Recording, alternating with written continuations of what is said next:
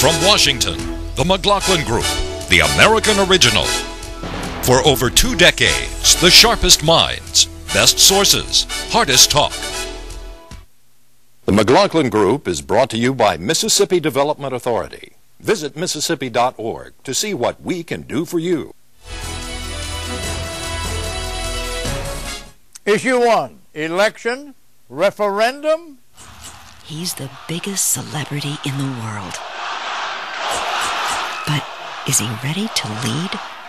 With gas prices soaring, Barack Obama says no to offshore drilling and says he'll raise taxes on electricity.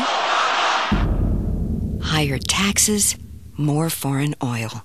That's the real Obama. That's the real McCain. Attack Obama as a rock star, not a political leader. Not an election, but a referendum on Barack. Question, Obama's biggest asset is personal popularity.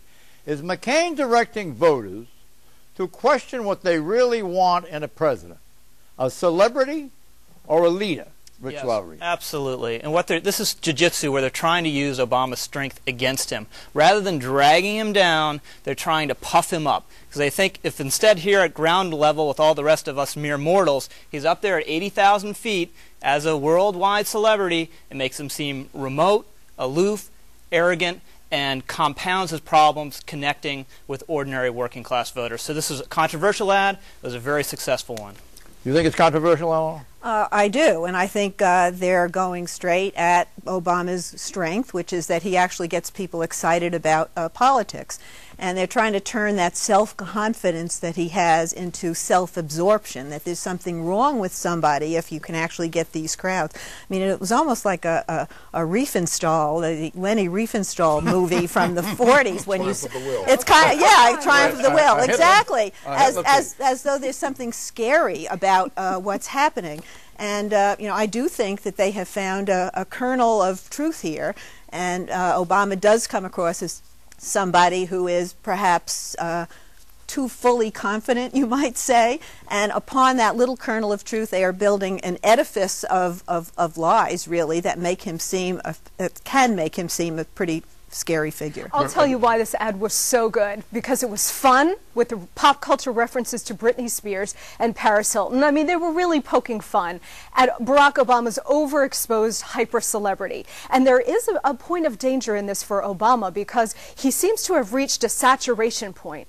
That is a point of diminishing returns where his hyper-popularity now may actually start to work against him here with the American voters. We're starting to see some of that in the polls. But the other half of that ad, where the McCain team was pointing directly to two substantive issues. One, taxes, and the second, Barack Obama's opposition to drilling, which now 75% of the American people support. And it was interesting to hear Obama's reaction. He reacted instead to sort of the, well, this is a controversial ad, but he didn't respond to the two substantive points raised by that ad. Was there any boomerang effect against Obama from the foreign trip that might be showing now? Not a boomerang effect, but it was just no bump. He didn't really get a substantial bump we'll see later. out of it as far as Americans are concerned. Have actually degenerated. Yeah, depending on how you read them. But yeah, he impressed the world stage, but it didn't have that positive impact on the heartland of America. But he figures there's plenty of time to work on that. But you know, what was interesting to me about this ad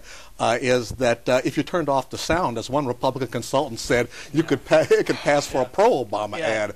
It was really quite a remarkable. It kind of reminded me of an anti-war movie that ends up with the audience cheering the war. There's never been a negative ad before in the history of politics with a guy addressing a crowd waving American flags. It's really bizarre. But this is where I think the foreign trip went wrong. All of it was a tremendous success until that Berlin rally, which was a bridge too far, holding a campaign rally on foreign soil. It came across as presumptuous and opened him up to this attack from McCain. Okay, Obama returns fire. You know, I don't pay attention to John McCain's ads, although I do notice that he doesn't seem to have anything very positive to say about himself, does he? He seems to only be talking about me. You need to ask John McCain what he's for, not just what he's against. Question, was it a tactical mistake for Obama to engage McCain in this manner? Did Obama rise to the McCain bait? I ask you, Eleanor. I think he had to respond. What was he supposed to do? Just, walk away and act like he's above it? That would just fuel the charges that he is not really engaged and that he thinks he's too good for politics. But this is a dangerous moment in the campaign because for Obama, because the frame is beginning to develop. You can see the attacks against him as a sort of a self-absorbed individual who cares more about himself than he does about the American people. And I think it is a ludicrous charge. But look what they did to John Kerry in the summer of '04, and they turned a war hero. They made that a deficit. So I think the campaign, I think they've got to figure out a way to respond, and one of the ways to respond may be fewer big iconic rallies and more engagement with the voters. On that particular language that he just uttered, was any halo effect from Berlin or the trip diminished by the pointedness of what Obama had to say? Did he look as though is he now given some evidence that he can be needled? Well, he can be needled, but this is like deja vu all over again, though. We were saying the same kind of thing last year when he was seemed to be slipping behind Hillary Clinton. He has his ups and downs. This happens to be a moment where maybe, after all the heavy exposure he has had, I think he's been overexposed too right now. Obama again. The public is fickle that way. We mean we're all Obama-fied. Yeah. Okay, Obama rapper advocate Ludacris. Don't hold back, Ludacris. And Hillary hated on you, so that is irrelevant. Now Jesse talking slick and apologizing for what? If you said it, then you meant it how you want it, had a gut. And all you other politicians trying to hate on my man, watch us win majority vote in every state on my man. You can't stop what's about to happen. We about to make history. The first black president is destined and it's meant to be. The threats ain't phasing us. The nooses or the jokes. Get off your black people, it's time to get out and vote. Paint the White House black, and I'm sure that's got them terrified. McCain don't belong in any chair unless he's paralyzed. Yeah, I said it because Bush is mentally handicapped. Question. Ludacris's lyrics are pretty raw, but on McCain, Ludacris's lyrics are these, and I'm wondering whether he's really off the reservation. McCain don't belong in any chair unless he's paralyzed, unquote. Now, if these words are intended as a threat against a presidential candidate, John McCain is no longer free speech, it's a federal offense. Should the Secret Service treat them as such, namely a veiled threat against McCain? No, and I remind you of George Wallace. Talk about off the reservation, John. George Wallace was a presidential candidate for the American Independent Party, and he was shot. Right. And he remained in a wheelchair for the rest of his governorship of the state of Alabama. Well, I think that's about as ludicrous, pardon my pun, as the idea that the McCain ad is racist because it juxtaposed two blondes with Obama, and a lot of folks believe that too. But no, really? You think the comparison is fair? No, I don't think it's fair, but a lot of people in the blogosphere and talk radio, even as we speak, are saying that. But no, if you haven't got to go that far. Would you, and those Let words, me answer your those question. words were sent in a letter to McCain. It doesn't fit, John. John, let's not even talk about that. It's not even close to a threat. The statement is entirely different. The fact is, he was never on the reservation. I mean, Obama has said he's got Ludacris on his iPod. I suspect he's been removed now. But Ludacris, I mean, he went over the top when he started making those comments. Obama never said he had Ludacris on the iPod. He said he had Jay-Z on the iPod, but that was he's got more than one song on his iPod, John. But you don't know it's on the iPod. You have been listening, though, haven't you? But no. The fact is, he went over the top with the comments about Hillary and McCain, and that's why Obama had to come out and say something. Yeah, but it's just a rap song. B-word to describe Sister Hillary? And not to mention, you didn't have a line about painting. It is just a rap song, just as the New Yorker cover was a cartoon. So you got to keep these things in perspective. And I think the Obama and his campaign repudiated the song, and I don't think now we have to hold him accountable for everything Ludacris does any more than you want to hold John McCain responsible for Phil Gramm. Let's go to your point and listen to Obama on Ludacris through his committee chairman. This song is not only outrageously offensive to Senator Clinton, Reverend Jackson, Senator McCain, and President Bush, It is offensive to all of us who are trying to raise our children with the values we hold dear. While Ludacris is a talented individual, he should be ashamed of these lyrics. Question, why hasn't Barack Obama personally denounced these hateful lyrics? Why is he letting a staffer do his talking for him? Putting McCain paralyzed in a chair. And actually, he should use this as an opportunity. He should look at this as his sister soldier moment, which Bill Clinton used to great effect in the 1992 campaign. You take somebody, you attack what they stand for. Look, Barack Obama already has the African-American vote, 92% of the African-American vote. He can go after these lyrics. He can go after the hip-hop community for attacking, denigrating women and so on, attacking his opponent. He says he's not going to countenance this kind of campaigning. He should use this as a great opportunity for him to come out and condemn this stuff. And in fact, if he uses Ludacris as the bad cop, he can look like the good cop. You think soccer moms are saying, hey, playing the saxophone is one thing, but playing Ludacris in the Oval Office is another thing? I don't think he has no connection to the aptly named Ludacris. His spokesman denounced it. I think Monica makes very shrewd. Barack Obama. There's no connection between the two, except for maybe his MP3 player. Monica makes a very shrewd point about a broader attack on hip-hop culture might play well, but I think the Ludacris thing is ludicrous. Right. Exactly. Exit question. Does Obama need enemies when he has friends like Tony Rezko, the Reverend Jeremiah Wright, William Ayers, and the Reverend Michael Fleger? And now he has this gentleman, Ludacris. He does. I think Reverend Wright is an entire different category, however. You're not going to put Ludacris in that hall of horror, although you do make the point. Nice try, John. Yeah, good try. You do make the point. Critical mass is somewhere. Well, that's right, because again, the Republican frame against him is his associations, and so that's how he would fit. Right, well, exactly. we keep waiting for Barack Obama to produce some normal friends. You know, guys who cut their grass on Saturday. Some normal friends who aren't domestic terrorists or crazy rappers. Now that is normal. We haven't seen any of them yet. News people don't care about normal friends. The fact is, he's got his brother-in-law is a coach at the University of Oregon. How often do you see him? Go on and on. If you were counseling Obama, and I presume you are Sato Bush, and he never listens to me. But go ahead. Would you tell him to get in the act and personally denounce Ludacris's lyrics? Yeah, at least his lyrics, because the latest thing we have from Obama Ludacris is he has good talent, great talent, and that he's a great businessman. I thought he had. I guess it wasn't good enough for Monica, but we'll see. I think you'll hear from the lyrics. Would you but tell what's interesting to me, Ludacris lampooned Jesse Jackson for his comments in here, but now Ludacris has helped to undo some of the good Jesse Jackson did with that whole episode, because Jackson showed that he does not have Obama in his hip pocket. My view is this: I said earlier on this broadcast many months ago that what Obama has to worry about is the smell of being a closet radical. That still obtains, particularly with this. When we come back, can Obama successfully defang the referendum? Republicans are focusing on him.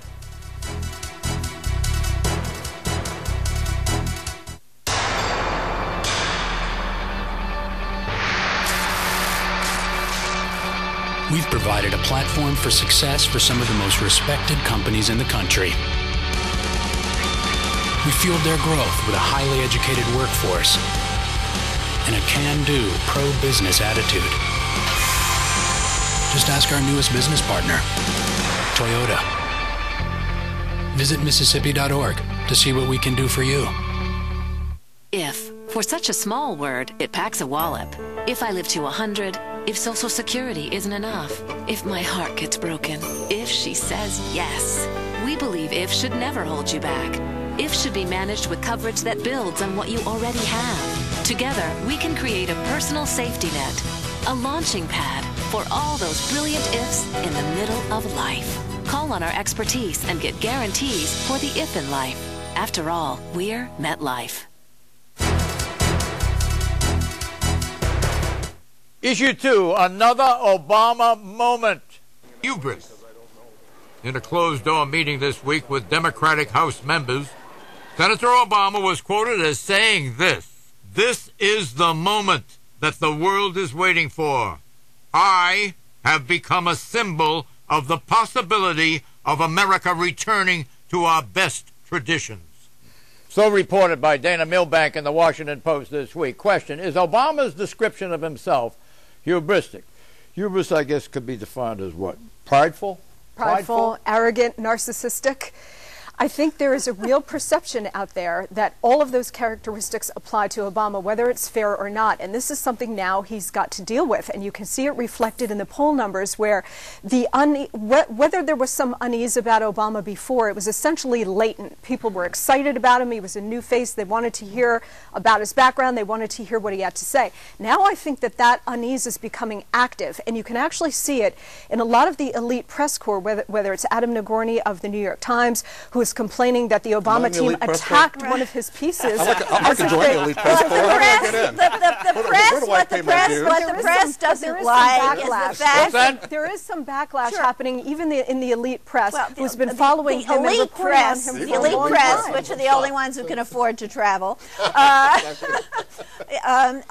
they're frustrated because this is a very tightly disciplined campaign. He doesn't come back and chat with them and play hearts or drink beer or whatever else, and they're not getting the kind of access they would hope. This is inevitable in modern politics, and I don't think it's reflected in the voters. The public still is fastened on this guy as an agent of change, and that quote was taken out of context. Hold on, let me move on. I want to make the point. It's not likable now. It's a real I problem don't think for him. he's perceived as not likable. He is a symbol of something different. Excuse me. The press may be they may be chafing under the polls that say that the press corps is 2/3 behind Obama for president. Okay, Obama's race card. Obama warned supporters this week of the kind of attacks Bush and McCain might launch next. They're going to try to say that I'm a risky guy. They're going to try to say, well, you know, he's got a funny name. And he doesn't look like all the presidents on the dollar bills and the $5 bills. Question, is Obama himself playing the race card for the first time He said this before. in this election? He said this a million times. He just had, he even said it while he was campaigning for the Senate in Illinois. He didn't have to do it as often. But this is the first time he mentioned McCain, though, this time. That's why the McCain campaign responded, because he dropped in. How about the McCain face and the in the Republicans. dollar bill? Yeah, well, what face is Did he say that before? Did he say that? He said, that, yeah, of course he said before that he didn't look like the traditional idea of a maybe the president. state of readiness was not there, but right now it looks like he's pulling out the big howitzer and playing the race card. True or false? Of course he is, John, and Clarence is right. He's done it before, and what he's trying to do is sort of preemptively define any legitimate criticism of him as out of bounds. And the dollar bill thing was very interesting because it was clearly a reference to race, but then when his campaign realized he strategically stepped in it because he needs to be the post-racial candidate, they tried to draw it back by saying, no, it had nothing to do about race. It had to do with Washington experience. George Washington didn't even serve in the White House in Washington. It had nothing to do with what that was a ridiculous defense. It was about race. What Obama's central message is, I'm a unifier. Correct. What does that ad do? Or what does that statement do? It throws it all away. It makes him seem okay, whiny. McCain, It makes him seem like a Jesse Jackson type figure. Barack Obama has played the race card, and he played it from the bottom of the deck. It's divisive, negative, shameful, and wrong. Question again, does Obama's dollar bill race card destroy his image as a unifier who transcends race and transcends gender? Is he now in political quicksand, Eleanor? I wouldn't call it political quicksand, but any day that is spent talking about race is not a good day for the candidate who transcends race. And can we quote you on that? Well, yeah, but look, race is a central issue in this campaign, and I don't think that, there's political correctness about how you can say it, and the McCain campaign is also playing the race card by immediately suggesting that whenever Barack Obama McCain for a moment is identified in the public mind as a racist in any way, shape, or form? No. But Barack Obama is also correct when he says this is how they're going to run against him as a different kind of candidate, and difference equals risk. He knows all about white guilt. He's read Clarence's excellent book. He knows how to tease that right out of John. Yes John, or not? White guilt is not going to elect him. The economy is going to elect him. Eleanor's criticism and Obama's response to this is grossly unfair to John McCain. It is a smear on John McCain. I didn't smear John McCain, Monica. You were saying that this is how the Republicans are coming at Obama. Not once, not a single Republican. And in fact, the McCain campaign and McCain himself has bent over backwards to condemn anything with its window of racism. Is it self-destructive for Obama? Yes, of course it is. There's going to be a huge backlash. Let's look at the numbers. The race grows much tighter. In a Gallup tracking poll this week, Obama beat McCain by only 1 percentage point. Obama 45%, McCain 44%. In 7 battleground states, another poll shows a tight race. Colorado, McCain 46, Obama 44. Minnesota, Obama 46, McCain 44. Michigan, Obama 46, McCain 42. Wisconsin, Obama 50, McCain 39. Florida, Obama 46, McCain 44. Ohio, Obama 46, McCain 44. Pennsylvania, Obama 49, McCain 42.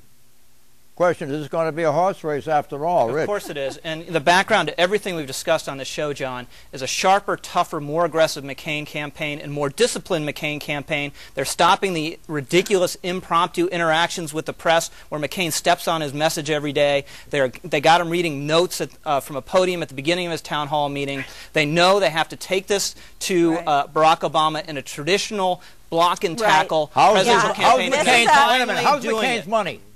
It's okay. He's in the game. Is he going to make better use of the net? Well, look, this is the thing. Obama has so much money. You want to be in this situation. A lot of it's going to be spent and wasted. It's a fully negative campaign. It's a fully negative campaign. It's the only way that John McCain can win. The only way he can win is he can take down Barack Obama. He can't promote himself because he is seen as more of George W. He's not doing it. But to tie all these issues together, here we go. It is ludicrous to suggest Obama has hubris when you see polls where he's 1 point ahead. Well, we know he's an innocent lamb, that Obama. Let's go. Is it going to be a horse race? Is it a horse race? Absolutely. Is it a horse race? Yeah, it's a horse race. It's like most of our elections since the 60s. It's a horse race. It's a horse race, but I think it's cyclical, and I think it could reverse itself and be on Obama in another cycle before the election. And then we'll see what the final cycle will be. We'll be right back with predictions.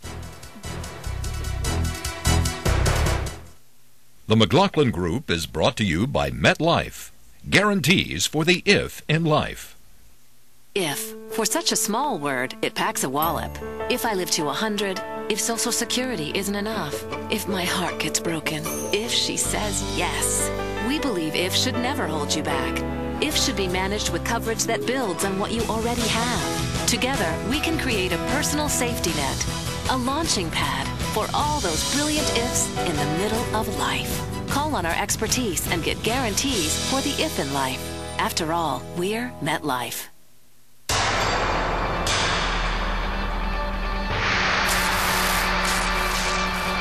We've provided a platform for success for some of the most respected companies in the country. We fueled their growth with a highly educated workforce and a can-do, pro-business attitude. Just ask our newest business partner, Toyota. Visit Mississippi.org to see what we can do for you. False prediction. Gasoline will not fall below $3 a gallon forever. False. True. False. True. True. Bye-bye.